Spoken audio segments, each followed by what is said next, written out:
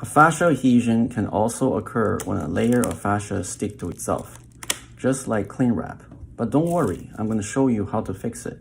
Check this out. The cling wrap on my left represents healthy fascia. It's smooth, it's flat, and you tell by looking at the grid. And as I pull on it, it stretches out evenly. Contrast that with the cling wrap on my right. If you pay attention to the grid, you can see right here the fascia is bunched up and stuck together. This represents a fascial adhesion. Can you see what happens when I pull on it? It doesn't want to stretch evenly, restricting my motion, wants to twist and get more tangled, or even tear. That's what happens with fascial adhesions in your body if they are left unchecked. Now, there's a simple way to help you fix this. Use my 3 foundational hyperarch fascial exercises.